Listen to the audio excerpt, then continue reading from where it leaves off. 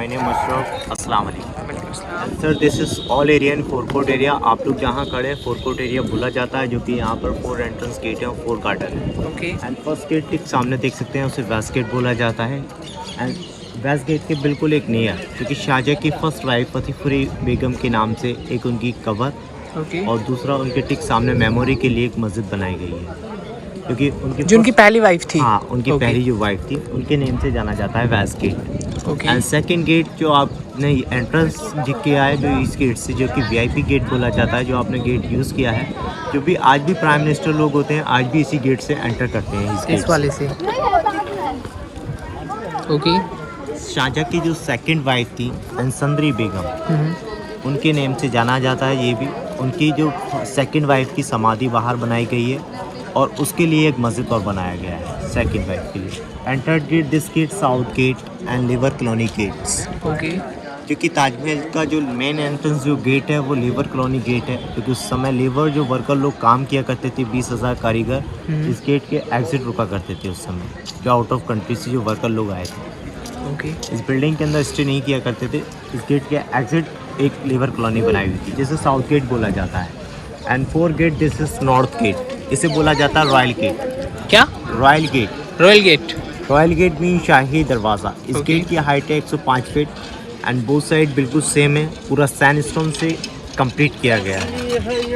इसमें जो white marble के अंदर जो राइटिंग आप लिखा हुआ देख रहे हैं, जो कि अरबिक लेटर लिखा गया है, जो कि मुस्लिम हॉली बुक कुरान शरीफ से सारा लेटर लिया गया है, जो कि मॉर्निंग की प्रेयर सूरत अल फजर। जो लेटर यहाँ पर लिखा गया है वाइट मार्बल के अंदर जो लिखा हुआ देख रहे हैं ब्लैक से, ये कोई पेंटिंग वगैरह से नहीं लिखा गया है, सारा ब्लैक स्टोन से लिखा गया है।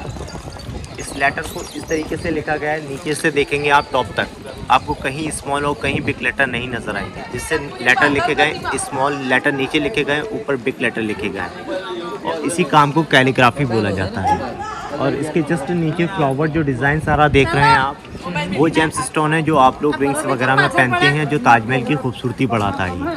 वो सारे जेम्स स्टोन यहाँ पर लगाए गए हैं मेन एंट्रेंस गेट पे। ताजमहल को 400 ईयर्स हो गए, अगर ये पेंटिंग वगैरह होता सन से वाटर से सब खत्म हो जाता। इसके ठीक टॉप पर आप वाइट कलर के स्मॉल स्मॉल जो डॉम देख सकते हैं, क्योंकि ताजमहल जब कंप्लीट किया जा रहा था उस समय कोई कैलकुलेटर कैलेंडर उस समय नहीं था। जो वर्कर लोग यहाँ काम करते थे 1 ईयर हर डॉम कंप्लीट किया करते थे। वो 7। हाँ 11 है। 11 इसके बैक साइड है। ताजमहल कंप्लीट हुआ 22 ईयर्स के अंदर। ओके। तो एक सिंबल दिया गया है यहाँ पर 11 फ्रंट पर 11 बैक साइड, क्योंकि ताजमहल का जो मेन एंट्रेंस गेट है वो है रॉयल गेट। आपका वेलकम करते हैं। जो पहली वाइफ है उसकी समाधि इधर है। हाँ वो ठीक सामने जो वाइट वाला टॉम देख रहे हैं। अच्छा। और ये सेकंड वाइफ का है, सेकंड वाइफ का ठीक सामने वाइट वाला tomb। ये वाइट वाला सेकंड वाइफ यहाँ पे अंदर सर। इनका नाम क्या था वैसे? फर्स्ट वाली का नाम? फर्स्ट वाली का नाम था फतेहपुरी और फतेहपुरी। हाँ सेकंड वाली का था संदरी बेगम। चंद्री बेगम। 22 साल में कंप्लीट। 22 साल के अंदर ताजमहल कंप्लीट हुआ टोटल। शाहजहां ने कितनी शादी की? शाहजहां ने 3 शादियाँ की थी, तीनों मुस्लिम थी। तीनों मुस्लिम थी। और जो तीनों समाधियाँ हैं वो इसी के अंदर है। तीनों की समाधियाँ जो गेट के अंदर ही हैं, और थर्ड वाइफ की मुमताज़ के अंदर ही।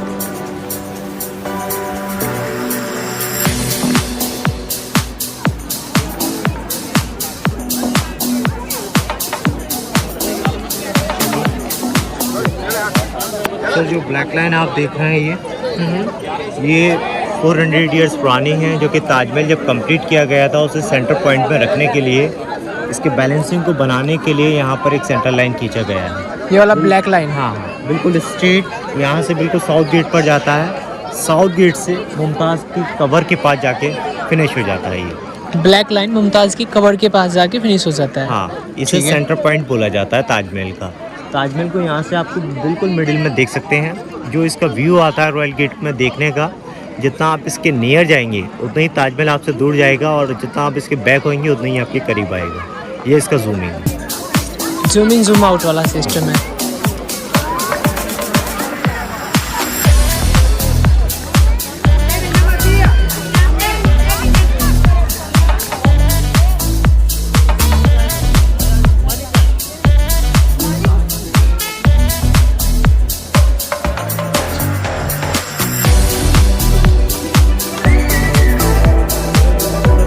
ताजमहल का व्यू देखने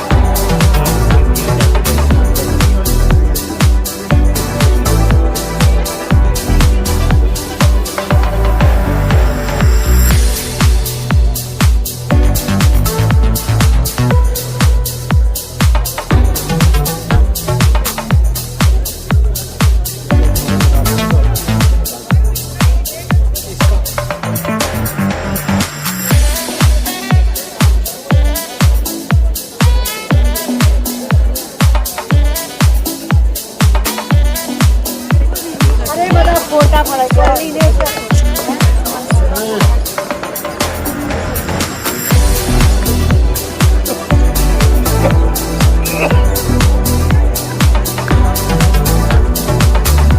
सर आप लोग बैक साइड से रॉयल गेट हाँ। देख सकते हैं, बिल्कुल सेम है। सेम है। फ्रंट देखा वही बैक साइड देख सकते हैं आप।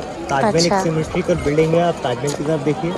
तो ताजमहल जो है देखिए। बिल्कुल फोर साइड सेम है। सही बोल देखिए, रहा है। ताजमहल के जो 4 पिलर आप देख रहे हैं हाँ दिख रहा है। बिल्कुल स्ट्रेट लग रहे होंगे आपको देखने में, हाँ हाँ। बट 2 डिग्री बाहर की तरफ है, क्योंकि 2 मेन डिग्री आर्किटेक्ट को ऐसा फील हुआ था आने वाले फ्यूचर में कभी अर्थक्वेक आता है तो बिल्डिंग के ऊपर जो टावर खोलना है, लेकिन राइट और लेफ्ट बाहर की तरफ जाएंगे तो बिल्डिंग सेफ रहेगी। तो इसीलिए 2 डिग्री बाहर रखा गया है इस टावर को। अगर बिल्कुल स्ट्रेट होते टावर तो बैक वाले आपको टावर दिखाई नहीं देते।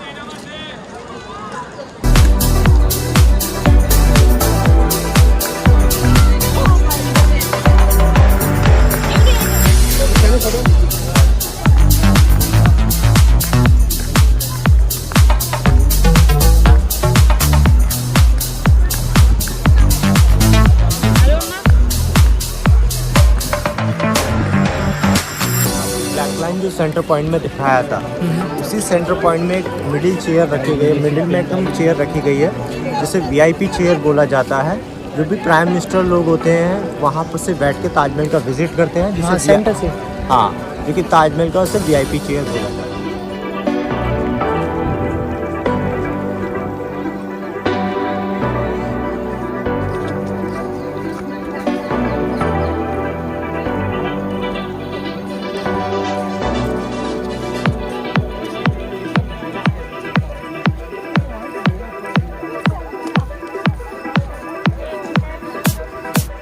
ताजमहल जो देख रहे हैं, जो कि शाहजहाँ की 3rd वाइफ द मुमताज़ के लिए कंप्लीट किया गया है, जो कि सिंबल ऑफ लव के नाम से जाना जाता है।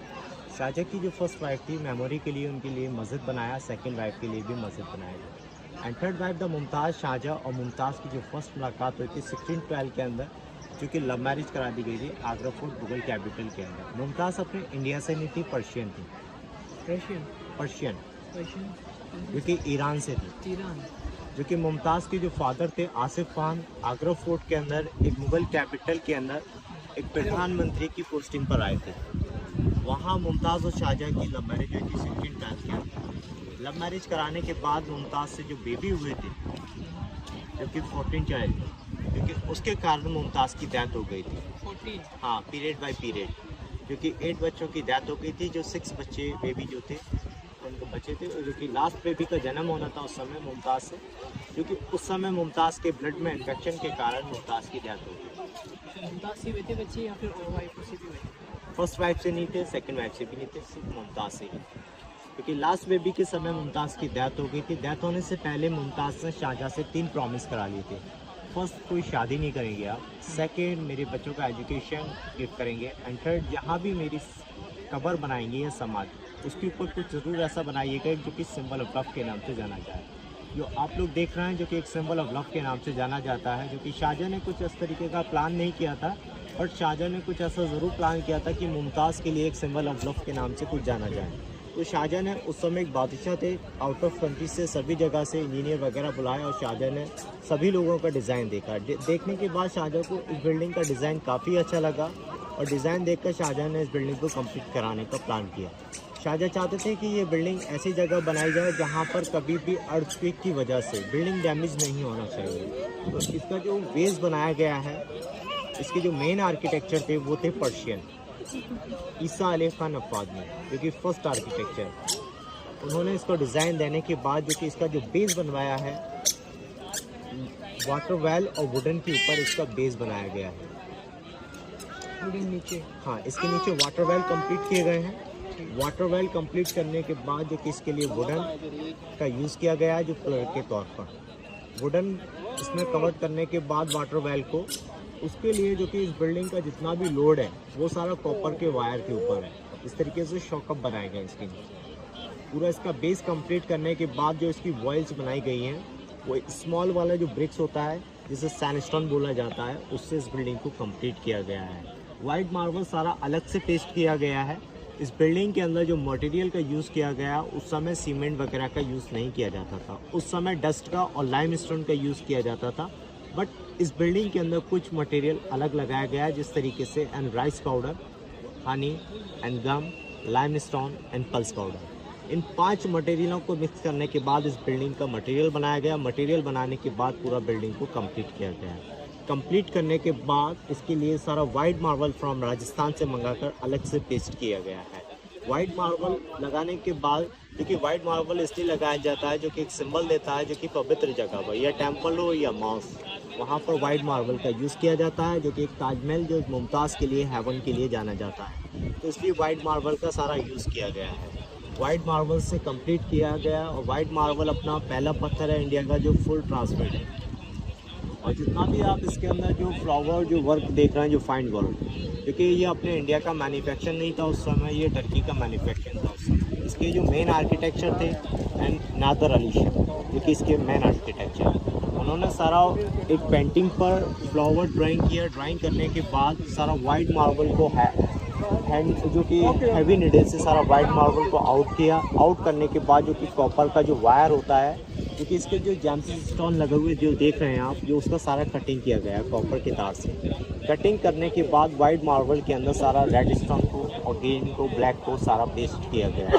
वो सारा अलग से पेस्ट किया गया वाइट मार्बल के अंदर, क्योंकि ताजमहल की जो ब्यूटी जानी जाती है, खूबसूरती, वो इन सारा वर्क से ही जानी जाती है। ताजमहल जो आपने सुना होगा पूर्णिमासी वाले दिन जो ग्लो करता है, क्योंकि पूर्णिमासी वाले दिन काफ़ी अच्छा दिखता है, क्योंकि ताजमहल का उस समय जो कि ताजमहल काफ़ी कलर है, जो कि कलर जो चेंजेस करता है। जिस तरीके से मॉर्निंग में आप ताजमहल को देखेंगे तो एकदम पिंक कलर का दिखेगा, और इवनिंग टाइम जो देखेंगे तो इसका एक सनसेट जो व्यू होता है वो साइड से लेफ्ट हैंड साइड में ये गोल्डन आ जाता है। और मूनलाइट के अंदर उस समय 550 रुपये का 50 रुपीज़ का टिकट रुपये का खर्चा आया था। 400 करोड़। हाँ, मेन बिल्डिंग के उन दिनों में आया था 400 करोड़। हाँ, उस समय 400 करोड़ रुपये का खर्चा आया था इस बिल्डिंग के अंदर। बिल्डिंग आप 4 साइड देखेंगे आपको सिमेट्रिकल लगेगा। जहाँ से भी देखिए, जहाँ से एंगल से खड़े होकर देखेंगे 4 साइड सेम है बिल्डिंग। अपने एशिया का, वर्ल्ड का पहला बिल्डिंग है जो 4 साइड सिमेट्रिकल बिल्डिंग है, क्योंकि ताजमहल 7 ऑफ द वर्ल्ड में इसलिए जाना जाता है कि इसका बैलेंसिंग बहुत अच्छा है और सिमेट्रिकल बिल्डिंग है। और इसका जो फाइन जो काम जो देख रहे हैं वर्क, ये ग्लो करता है। इसकी वजह से ताजमहल की खूबसूरती जो 7 ऑफ द वर्ल्ड में जाना जाता है। ताजमहल को प्लेस को कंप्लीट करने के बाद इनको ऐसा फीलिंग हो रहा था कि इसका बैलेंसिंग आउट होगा। आने वाले फ्यूचर में कभी टूरिस्ट प्लेस बनता है तो इसका बैलेंसिंग आउट होगा, तो इसके बैलेंसिंग के लिए 2 बिल्डिंग और प्लेस कंप्लीट किया गया है। एक ठीक सामने रेड वाला प्लेस देख सकते हैं जो कि रॉयल गेस्ट हाउस बोला जाता है, एंड लेफ्ट हैंड साइड और देख सकते हैं रेड कलर का प्लेस, सेम प्लेस कंप्लीट किया गया है 2, जो कि इसे मॉस्क बोला जाता है, क्योंकि फ्राइडे ताजमहल क्लोज रहता है तो वहाँ पर नमाज होती है। तो इसके बैलेंसिंग के लिए भी हो, सिमट जो कि सिमेट्रिकल दिखाने के लिए भी है। मुमताज़ की जो डेथ हुई थी 1631 में हुई थी और 1653 को बिल्डिंग कंप्लीट हुआ था। तो ऑल गार्डन जो लिए गए हैं यहाँ पर 16 गार्डन है और 53 फाउंटेन लगाए गए हैं। ये एक सिंबल डेट दी गई है, एंड 1653 के अंदर बिल्डिंग टोटल कंप्लीट हो चुका था उस समय। एंड 5 ईयर जो लगा था ऑल एरिया कंप्लीट करने में, उस समय लगा था। तो इसके अंदर जो मेन रोल जो रहा है पर्शियन आर्किटेक्ट का और टर्की के आर्किटेक्ट का रोल रहा बिल्डिंग, क्योंकि जितना भी आज इसमें जो वर्क देख रहे हैं वो आप अपने आगरा का सारा मैन्युफैक्चरिंग वर्क माना जाता है। उस समय टर्की में किया जाता था, आज जो है आगरा। इधर डस्टबिन, इधर जल्दी से।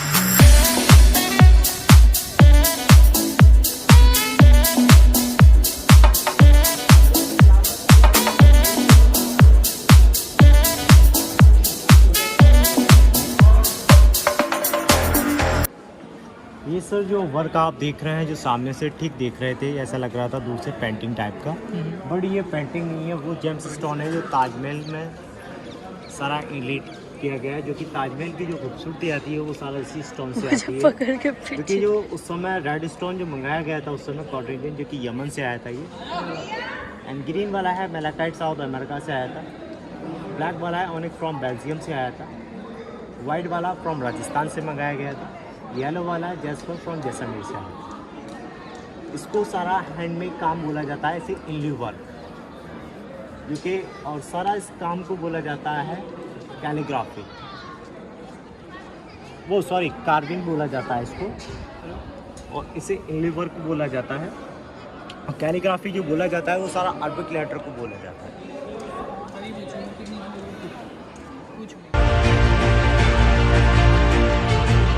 देख सकते हैं जो वाइट ताजमहल मुमताज़ के लिए कंप्लीट कर चुके थे, ब्लैक अपने लिए शाहजहाँ करने जा रहे थे उस समय। ब्लैक ताजमहल उनको कंप्लीट करने नहीं दिया गया था शाहजहाँ को, क्योंकि औरंगजेब ने उनके बेटे ने हाउस अरेस्ट कर दिया था 8 ईयर्स के लिए वाइट वाले प्लेस के अंदर, जिसे आगरा फोर्ट बोला जाता है, और मुग़ल कैपिटल भी उसी को ही बोला जाता है।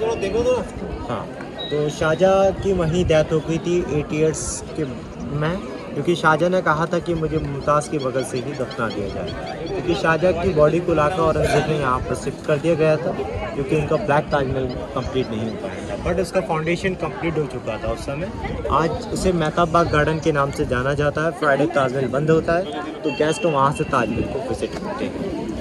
और एक क्वेश्चन और है कि ताजमहल बनाने के बाद शाहजहाँ ने हाथ काट दिए गए थे वर्कर लोगों के, 20,000 कारीगरों के हाथ नहीं काटे गए थे, क्योंकि शाहजहाँ ने इस बिल्डिंग को बनाने के बाद दूसरा जो सेकंड बिल्डिंग बना रहे थे, तो उस समय ब्रिटिश लोग आ चुके थे क्योंकि आगरा फोर्ट के अंदर, तो उन्होंने एक औरंगजेब को मिसगाइड किया था कि आपके फादर ने 400 करोड़ का इसमें खर्चा किया। इसे मनी वेस्ट बताकर उन्होंने कहा 22 ईयर्स बाद कितना पैसा खर्च करेंगे इसमें, तो सारा मनी वेस्ट हो जाएगा, आप लोग किंग नहीं बन पाएंगे। औरंगजेब एक मिसगाइड हुए, उसके बाद जो है औरंगजेब ने अपने फादर को हाउस अरेस्ट कर दिया। हाउस अरेस्ट करने के बाद उनकी डेथ वहीं हो गई थी, क्योंकि उन्होंने जो है अपने औरंगजेब को किंग बना दिया गया था ब्रिटिश लोगों ने। उसके बाद बहादुर शाह जफर, उसके बाद जो है ब्रिटिश गवर्नमेंट ने अपना राज किया, क्योंकि शाहजहाँ ने इस वाइट बिल्डिंग को बनाने के बाद जो कि कारीगरों से एक कानून पास कर दिया गया था, क्योंकि जब उन्होंने हाउस अरेस्ट किया था औरंगजेब ने उनके अपने फादर को, तो उन्होंने एक कानून ये पास किया था कि आप लोग किसी के लिए ब्लैक ताजमहल कंप्लीट नहीं करेंगे, सिर्फ पूरी एशिया वर्ल्ड के अंदर मुमताज़ के लिए वाइट बिल्डिंग जाना जाएगा। तो एक वर्कर लोगों ने कहा था कि आपने हमारे हाथ काट दिए बिल्डिंग बनाने के बाद, अब किसी के लिए काम नहीं किया जाएगा। तो शाहजहाँ ने कहा था कि आप लोगों की ही जनरेशन के वर्कर लोग इसी बिल्डिंग में रेनोवेशन जो मेंटेन जो भी करेंगे, वही वर्कर लोग आज भी काम करेंगे उसके अंदर। तो हाथ नहीं काटे थे? हाथ नहीं काटे गए थे, बट एक बिजनेस तौर पर उनके हाथ एफिडेविट दे दिया गया था कि आप लोग इसके कोई दूसरी जगह काम नहीं करोगे। तो वही वर्कर लोग, जनरेशन के लोग यहाँ पर आज भी काम करते हैं, क्योंकि इसका मेंटेन वगैरह जो भी देख रेख होता है, हाँ, तो वही जनरेशन के लोग यहाँ पर काम करते हैं। गवर्नमेंट कराती है? हाँ, गवर्नमेंट के अंडर में। और शाहजहाँ का रियल नेम जो था खुर्रम शाहबुद्दीन था, और मुमताज़ का रियल नेम था अर्जुमंद था।